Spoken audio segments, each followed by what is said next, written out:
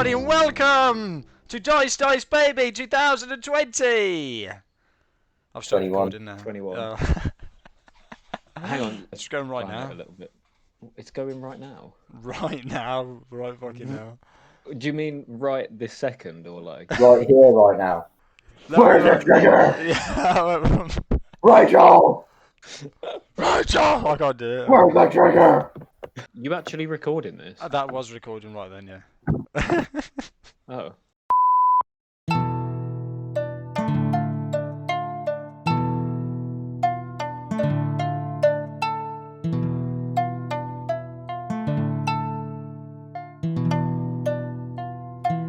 Under raging storm clouds, the vampire Count Strahd von Zabarich stands silhouetted against the ancient walls of Castle Ravenloft. Rumbling thunder pounds the castle spires. The wind's howling increases as he turns his gaze down toward the village of Barovia. Far below, yet not beyond his keen eyesight, a party of adventurers has just entered his domain. Strahd's face forms the barest hint of a smile as his dark plan unfolds. He knew they were coming, and he knows why they came, all according to his plan. A lightning flash rips through the darkness, but Strahd is gone. Only the howling of the wind fills the midnight air.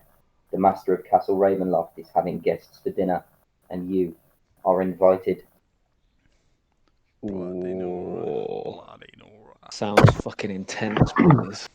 You've rolled a natural one and have found yourself listening to the Dice Baby podcast, a D&D podcast with a chaotic, stupid alignment. We are 5 friends for playing Dungeons and Dragons. Hello, hello. How are we all doing? Good. We are good today. Currently playing over Discord as one of our one of our companions lives down south, whilst the rest of us are from the Midlands. And we're My name- respecting the COVID guidelines, because we're Yeah. good boys. 100%. Yeah, don't shut down the DDD podcast for You know, law-abiding. when you started that rhythm music bot then, like, I opened my mouth to speak, and it went, "Ah," and like, I felt like I was producing, though, that harm. I'd just got like a hint of stardom in his eyes, and he thought he was going I to be was like, famous wow, I've for got a such beautiful amazing voice. singing. Like, "Ah." You add, give us a little song. I'll wait until we're in a tavern drinking ale in front of a nice okay, log fire yeah. before I reveal my harmonious voice. Nice. So, shall we get into sort of like the intro to our podcast? We are, like I said, he said we were 5 friends, and we are based in Birmingham. Hang on, what did I tell you about revealing our location? We don't want any internet terrorist hackers destroying us.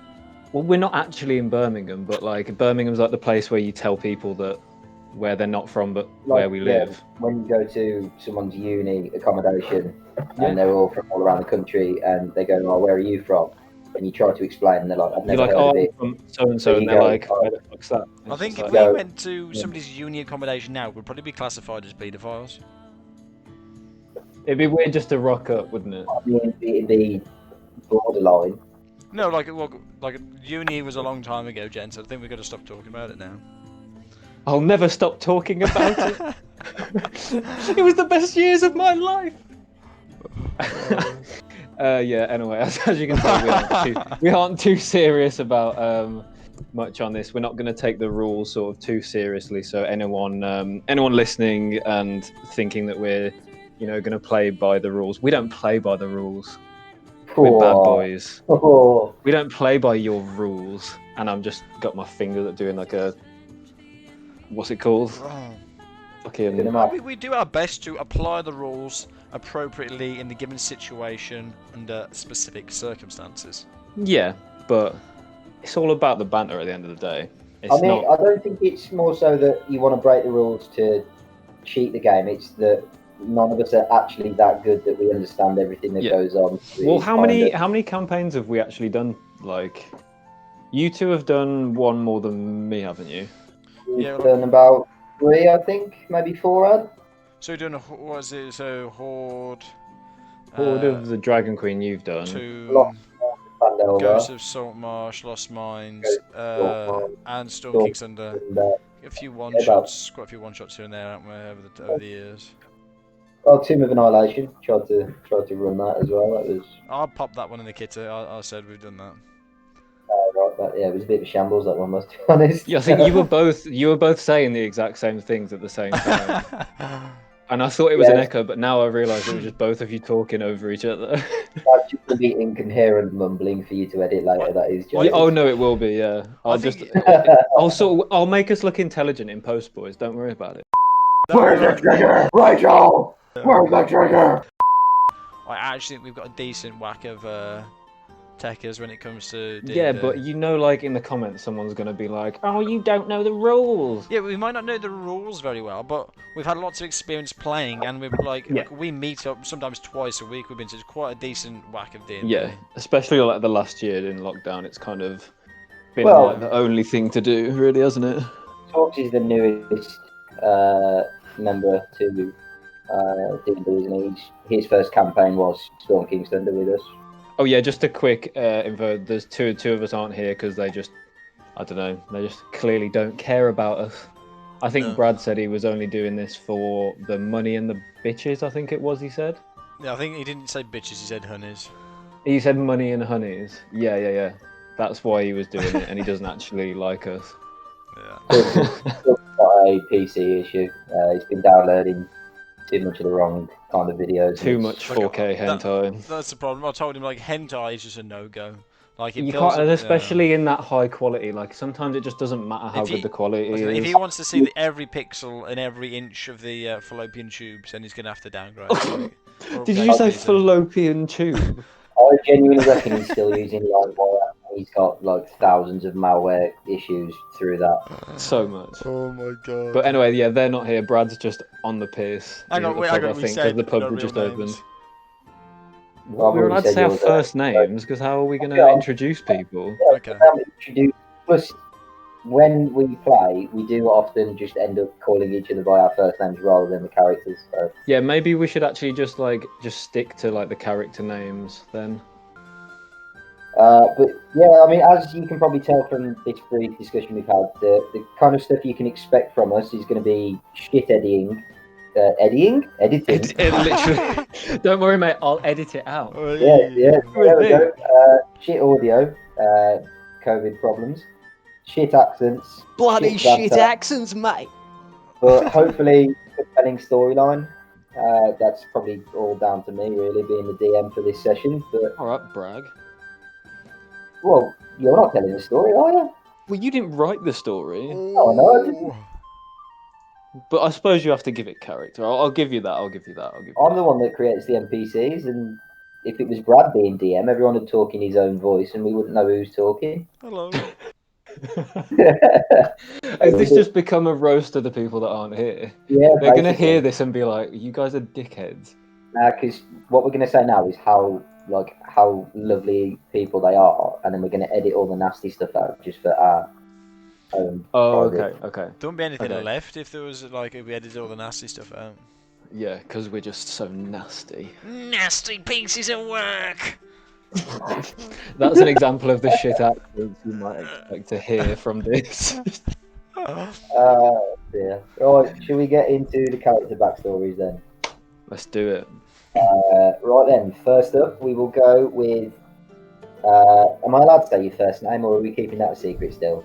We Keep can it say a secret. first No, names because keep everyone. all mine to be kept a secret. Okay. Why, well, Adam? It's like the most obvious. Oh it's my! like- You've got to reveal my true identity. You're not fucking Batman. You No one basically, cares like, if your name's Adam. Like, Adam's like one of the most common names in England. no, but like if you like if you're gonna summon a demon or banish it, like it's only if you know its true name that you can banish that demon supposedly. I'm so- confused at what your yeah, point you is. reckon here. that there's going to be enough of a cult following that people are going to try and summon you? Well, they might not summon me, but I mean, I'll just be a bit worried what people are doing with my name. Well, okay. Well, don't piss me off, or I'll give out your address as well. People Oh, can dox bloody you. horror.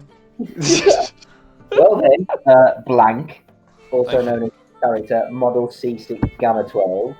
Introduce yourself. Okay. Hello, everybody. My character is Model C6 Gamma 12, and I am playing a Warforged Artificer. And here is my backstory. Young to the world, Model C6 Gamma 12 was made for war. However, war was not made for it. Struggling to understand its purpose, the Warforged spent many a night wondering, thinking, and brooding over the pointlessness of its existence. Its opposition to the pointlessness of war drew it away from the battlefield and towards workshops and dark rooms where it could tinker and toil with some of the world's miniature wonders. It found solace and peace there, although the more time it spent locked away, working and building, the more afraid of the outside world it became, until one day it stumbled across a piece of magic that enabled it to infuse the world's mundane items with magic. Model C6 Gamma 12 had to take a good long look at itself and decide where this discovery would lead. The discovery brought it back to the outside world, now hungry for knowledge, but afraid of many of life's complexities due to lack of understanding and not fitting in. It is in this hunt for knowledge that it found itself in the one-wheeled wagon, observing, listening, looking for an opportunity to introduce itself to a group of people to learn from and to develop, and to see where that takes it. Very good. Thank you. I'm sorry, I struggled so much when I realised that there was a medieval version of Jolene playing in the background. Is that what that is? I was trying to figure out what that was while I was talking. Sorry, Gamma. No, that's alright. I was struggling to get through all my shitty grammar that I've actually put in there. Dolph of Parton belting out Jolene in the background. Jolene! It ended up like I finished it. Like, Jolene! Oh, we got it's the next song in the playlist. What have we got going on? What's the next song? Oh God, this sounds quite It sounds quite intense. yeah. Sounds like good music for Elias. me to do. You know what? Yes, Elias is my character, and he is a human barbarian who follows the path of the beast. This means he can control his primal spirit and transform into a half-man, half-wolf. As a baby, Elias was found abandoned in the woods of Sharp Teeth, being looked after by a pack of wolves. He was then taken back to the town of Badusk, where he was raised by Archdruid Brennan, who saw a primal spirit dwelling within him. For 15 years, the Archdruid attempted to train the young boy to control the spirit within him, to no avail. Elias's training was immediately halted when a raiding party descended upon the town of Badusk, murdering everyone in sight, burning houses, and stealing riches. Due to Elias's unusually muscular physique, he was kept alive to be used as a gladiator. He was chained up and marched to Waterdeep. Elias's first fight as a gladiator saw him on the brink of death, when suddenly he felt his primal instincts kick in, transforming into a feral wolf, clawing and biting his opponent. After many displays of ferocious violence, he was dubbed Elias the Grizzly. After 5 years of fighting and slavery, Elias escaped from the gladiator pit, but due to his fame, he had to disguise himself as he quickly made out of Waterdeep, knowing he could never return for fear of being recaptured. Bloody Excellent Nora. Bloody Nora, You actually had good music he's a bit of over a Black geezer. Heroes. Yeah, I know mine actually sounded really intense, didn't it? Like kind of like Gladiator. quite fitting. Are you not entertained? Try and say that really fast, but in the complete wrong order. Entertained, not are you? Nah, it wasn't complete wrong, mate. You could still discern what you're saying. Go on, you do it. 3, 2, 1. Go. Entertained, are you not? Oh no. You just did the exact same as me, you knobhead. Yeah. That's what we call bottling it. Whose other Bottling it. intros do we need to do? Is this Sailor Ware? Yes. So, Brad unfortunately can't be here, and Real name. his character, whatever, Bradolph, we'll call him. Bradolph. Radolf. His character is called Orin Garrick, or Garrick as he's most commonly referred to. He's a forest gnome or wizard of the divination school. Garrick, who is around 300 years old, has spent his life studying the arcane arts. Many of his earliest days studying magic he can't even remember. He's been both an apprentice and apprentice student. studied at various wizard colleges and lectured at various colleges, spent years in libraries studying arcane scripture, delved into tombs and abandoned ruins to learn their magical secrets. Garrick, as described by his friends and accomplices, isn't the most social of individuals, more so because they would describe him as an eccentric who would rather keep the company of magical tomes and text than socialise with his peers. Garrick would say he just doesn't really like people. As a divination wizard, Garrick is rather confident in his ability. This is due to divination wizards having an eye into the future, therefore Garrick believes he will always succeed at the task or can bend the future to make himself succeed. Garrick tends to steer away from nobility and diplomats as they often want their fortunes foretold, and this kind of information can be dangerous in the hands of people with such power. So one of the few encounters he has had with these kind of people, he tends to give them a bad reading just for shits and giggles. They never usually ask again. These days, Garrick spends his time in solitude in his home in the forest. Here he can study and experiment undisturbed without the risk of some adventurer disturbing him or his work. However, lately, when he sleeps, he looks into the future. He has this recurring dream of a town called Daggerford, and in these dreams, gradually increased in intensity, Garrick unsure whether or not... God, this is difficult. It's over 3 pages, and I've lost it. It's alright, mate. We'll edit it out. Right, Joel! Garrick, unsure whether these visions are a result of his magic or some form of divine intervention, is naturally curious and wants answers. He now finds himself sat in an inn called the One-Wheeled Wagon, with a tankard in one hand and smoking a pipe in the other. What baller. He sounds like an absolute baller. How tall is he again? Like 2'5". What? I don't know how tall are gnomes. Oh, if he's like God, a garden, that's the size of Elias's knot. That's like 2 sheets of A4 stacked on top of each other. it's like D&D campaign is going to be like over the hedge with Brad involved. It's just going to be an absolute nightmare. Surely he's got good stealth though. Or has he even looked at? I reckon he does. I don't know. You'd like to think so. The problem with Brad is the fact that he's picked a wizard, and every time that he's played someone with spells, he hates the class because it's too complex. And now he's picked a divination-based wizard. It sounds complicated, doesn't it?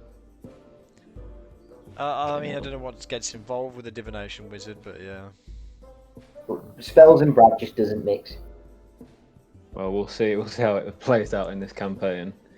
Anyway, We might get. To be fair, we're saying this. We might literally get murdered within the first episode. So hopefully, but hopefully. Did you say you want us to die? I'm a really cruel dungeon master. You should have known that from Annihilation. Tomb of Annihilation was the most brutal campaign, and you were just an absolute sadist to all of us. I think I had. How many characters did we have in that? I had like 3. None of the characters that you started with made it to the end. I think It was like so hard to come up with a backstory for each of my characters because of how they knew anything about the story. It got a bit silly. We were like, "Oh yeah, you find yourself in the jungle. What do you want to do?" Even what wasn't your character had the really small New Zealander visit. Hi guys, how's it going? It was so I loved that character, and then he killed him, and I was like, I hate you for life. You kept running past the gargoyles and not offering them coin. And they kept attacking you. Nobody told me that I needed to give them any coins. Well, it's a puzzle. The whole campaign was a puzzle, and you lot are shit at logic. Yeah, but I'm not a puzzle master. Ethan, not everyone's good at logic. Okay, some of our skills lie elsewhere. Not in diplomacy, because that was just as bad. You just wanted to kill us all the time, and you honestly, you got off on that. You Probably. loved it when we died. I felt like I'd done my role as the DM justice, and although I don't actually think he meant to kill the characters, he just meant to Maim them. maim and seriously hard. Yeah. Like double. Well, hopefully we don't die within the first few episodes of this one, because I have faith. I mean, it means I've got to fucking change the tag things and everything on YouTube. I'm sorry, you're at level 3 as well, just to give you a bit more beefiness. Yeah, that was actually quite nice. Let's see. Exactly. You're a very nice man sometimes, Ethan. Sorry for saying your true name. He's a real gentle person. Yeah, my dice hardly make noise when I roll them. That's how gentle my hands are. Wow. You're a Just like gentleman. they just glide onto the surface. Just like, oh, I got a natural 20. Oh, look, another natural 20. Oh, Oh, what am I like? Your feet don't even leave a footprint, do they? When you walk, you're that gentle. They're just yeah. like You should see him like in the snow. He just like Yeah. prances, like he's like one of those. What are those? An Those elf. foxes that like, the foxes. On David Attenborough where they like An elf. crawl. I'm talking about David Attenborough. Obviously, he's not going to be a fucking elf. I'm thinking of Legolas when he's walking up towards the mines of Moria. All right, shall we move on to sort of? Torgsy's character, as we haven't Yeah. introduced. Oh yeah, I forgot about that. Yeah. I was just about to carry on with the rest of the discussion. Let me, No, yeah. Let's introduce Han Velsing. And last but not least, growing up in the poorest sector of Neverwinter, every day was a fight for survival for young Han Velsing, with his parents cruelly taken from him by a mysterious pandemic at the mere age of 8. Life could not be harder for the son of Gale. Without guiding hands, Han had to quickly learn to fend for himself, whatever means necessary, just to make it to the next sunrise. Until the tragedy, Han had been raised with the best of morals, being taught that personal sacrifice and helping others for the good of the realm were the paths to inner peace and sanctuary. But as the years went by, Han found himself with no choice but to stray from the said path, and from time to time found himself stealing food when he was starving, completing jobs for less than savoury characters, and imposing his physical prowess on the other young Denzians of Neverwinter in exchange for supplies and favours. As he grew in age and wisdom, so did his strength, and by the age of 18 he was a formidable champion within Neverwinter's local fighting league. Tales of his prowess stretched as far as the deserts of Anarok to the east. At the end of one such fighting event, Han thought himself alone in the great amphitheater ring. He had triumphed again, but had sustained significant injuries. Whilst tending to his wounds the best he could, a mysterious hooded figure dressed in all black stepped out from the shadows, his face half covered by an ornate skull mask. He explained to Han that he had travelled all the way from Anarok, after hearing stories of the prolific orphan fighter with the potential to become so much more than a backstreet brawler. He offered Han a choice: to remain a troubled brute looking out for only himself, or to serve a greater purpose, one that put the protection and prosperity of normal folk above all. The stranger spoke of Han's past like he was there, failing not one detail in recounting his stories and struggles. The figure would reveal himself to be Redain, a high-ranking member of the Order of Zakard, an elite secret organization of monster slayers, founded hundreds of years ago, with the goal of keeping the equilibrium of light and dark in check. And so it was that Han accepted Redain's offer, a condition of which that he would have to leave his old life behind. So for the whole world, but the two of them and the Order, he would be presumed dead. As the years went by, Han, under the close guidance and protection of Redain, worked his way through the ranks of the Order, within whom he had forged many a strong ally. He had learned so much on his path, continually being tested but never overcome by the dangers and trials of the Order. But Han was about to be swept up into a venture far beyond anything he had faced before. We joined Han in the present day, having ventured to Daggerford ahead of a meeting with his Grandmaster Redain. A vivid dream troubles him, and he eagerly awaits the arrival of Redain to seek counsel. But Redain is still 7 suns away, and for Han, brooding in the back corner of the one-wheeled wagon in Daggerford, his true next mission was about to begin. Wow, that was like a short story. I was gonna say Yeah. that was more than an intro. That was definitely more than an intro.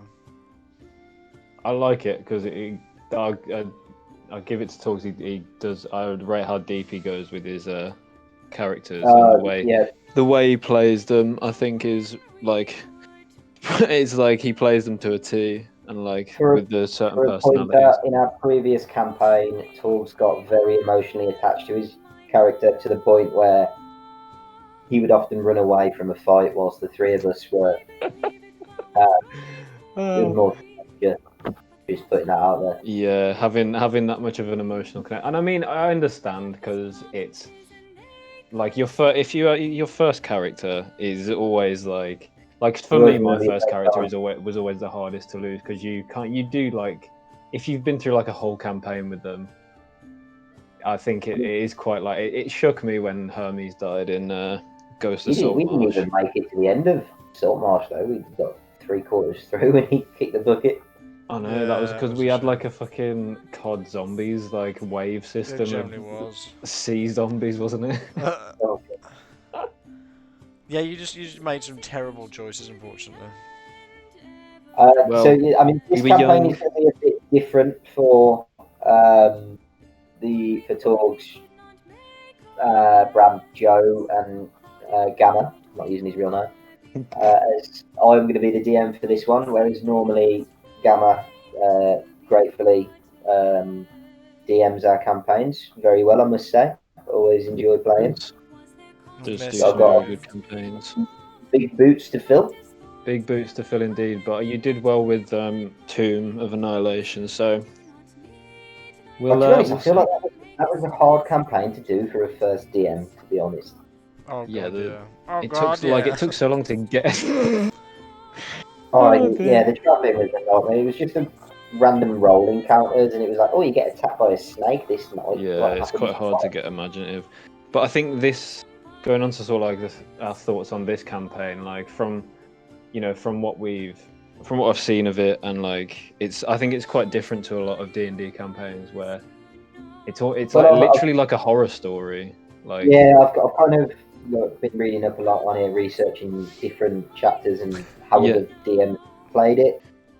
But like the way that everyone has played it and how I want it to come across is I want you guys to be afraid. Like I want it to be scary. Yeah, yeah. I think we can. I can definitely like even from the blurb, I can kind of feel that vibe, and you can kind of picture it quite well.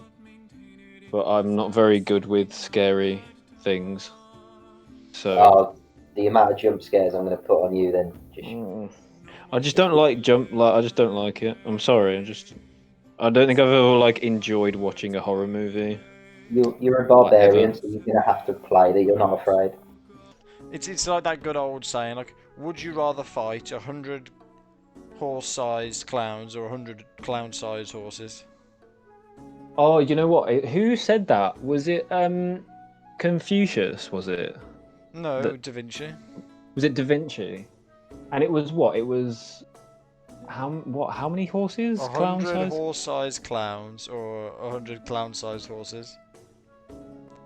They're pretty much they're just human, so they're pretty much the same size. I mean, clown size horses would still do a lot of damage. You would probably be trampled. You might be able to punch a couple, and then like you just No, get but like on, aren't you? they're horse-sized, clown-sized horses. Yeah, I get what you're So saying you're there. just basically saying just like If you've got 100 of them charging at you, you're still going to get battered. Well, how do you know they're gonna charge 100 you? like really big humans. That's like so like 100 Dwayne Johnsons running at you, But how hard is it to knock out a horse? Realistically? or that's like or 100 ponies. I think you could give a horse, your best right hook, and it would not flinch. I don't know about flinch. I reckon you could break a horse's jaw.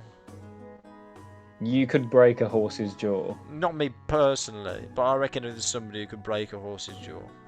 So you But reckon then- someone that could break a horse's jaw could break a horse's jaw? Oh yeah. Once you, to be fair, I'm that, I glad mean, we've sorted like, that out. I reckon they're a bit more fierce. But do you remember that video of the Aussie bloke that jaws a kangaroo because it's got his dog in a headlock? Yeah, but that's the thing that the kangaroo just like looks at him like, what the fuck are you doing? It's almost like he just said something rude to him. You want to go? It's like that. Like Yeah. if there's a car on top of your kid, supposedly you can lift the car off your kid as long as you don't have like a bad back or anything. Just put some Voltarol on in the morning, you'll be fine. I love Like, how it's this like- is supposed to be a fucking D&D podcast and we're talking about how we could beat up horses. No, it's not how we can beat. It's like a who and who has the capability. It's like we know how. Just a good writer comes in the tree. 100 clown-sized horses. I'm just putting that out. Murder Fireforge could flip and eat a lion if you wanted to, alive, There you go. and the lion Murder. would still be alive at the end of it. Is that powerful? What level did you get Murder Fireforge to in the end? 13, I think we finished them, weren't we? I think you need to Such a explain what beast. a murder fireforge is. What's a murder fireforge? He was my dwarf barbarian in our last campaign of Storm King's Thunder. Yeah. Fun fact, halfway through the campaign, I actually got really bored of playing a barbarian, so I tried to kill him on purpose by jumping into a monster's mouth and attacking it from the inside. Jack Sparrow However, style. he managed to survive, and in the end, I grew to love him, and he now has a belt of Storm Giant strength, and I would back him to beat pretty much anything in a fight. Yeah, he's a bit of a god. All our characters were pretty good in that. Like Phil was just an absolute legend. Yeah, I mean, Phil, like, Phil the saying, Power like, Taylor. yeah, literally saying that murder would beat anything in a fight. I think the most damage output came from you and Torgs.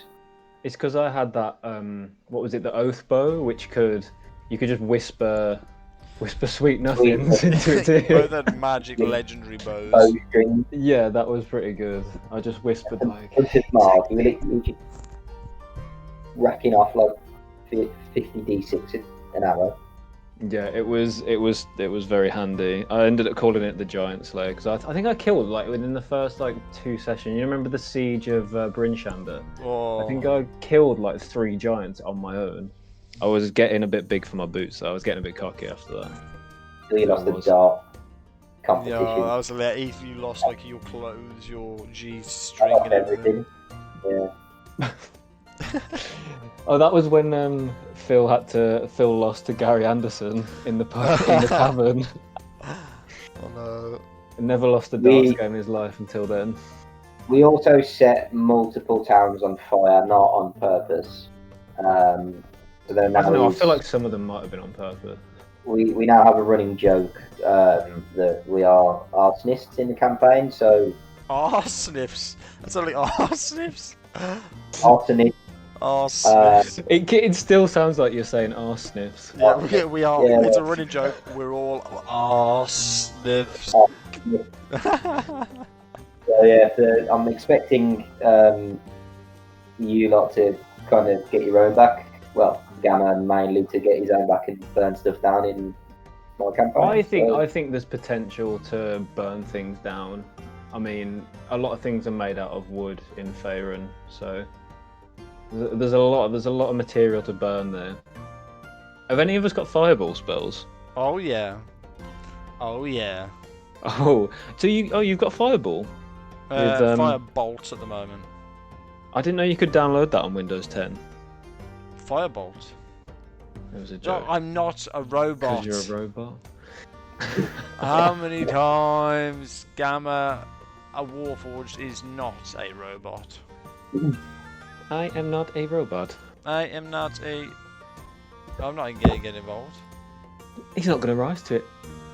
I don't need this from you. You don't need it, Joe! Sorry, I've just revealed your true name as well. I can't believe you just revealed my true name. Adam. Your true name was revealed. Has any of us not revealed their true names? Well, Ethan's No, just we're trying all- to keep it professional. we're all out. We've all been outed. Not Except for been revealed. Torgs, because Torg isn't Yeah, his real it's name. Torgs is an alias anyway. Yeah, so he's safe. Eve, did Torgs ever tell you what Torgs stood for? He doesn't stand for anything. It is literally Totally No, it stands for something. over. Totally original, over radicalizing Germans gangrene. souls. So Totally over radicalizing German souls. souls. The German souls. Souls. Yeah, so his true name has not been revealed. And then obviously we've got Brad, who's He's the only one safe. just on the piss as we speak. I wonder if he's having a good time. Mate, he's at a pub drinking a beer, of course, he's having a good time. Must be nice. I think. When are you boys going to the pubs? I haven't even thought about it. I've Been got so long. a evening booking on Tuesday. Cheeky midweek pint, but I'm gonna try and get somewhere Saturday, I think. But we'll wait and see. And on that bombshell! And on that bombshell, it's time to end. Oh, piss in the bloody bottle, Piss in the mate. bloody bottle, mate. Oh, come on, mate, just piss in the bloody bottle. Right, have we said enough words today, do you reckon? How many words do you reckon we've said? I'm gonna count them all. Joe, if you count them, okay, here you go, guys. The viewers thing for our 3 viewers. Go away. If you counted the exact number of views, I will reveal my true name. Oh. All right. Well, thanks for listening, guys. We'll see you next week with the first episode of Curse of Strahd. Dun dun dun. I want to suck your blood.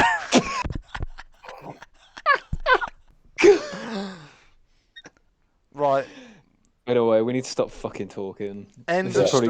This was only supposed to be 10 fucking End of minutes. story. Joe, you got some serious editing to do, mate. Rachel!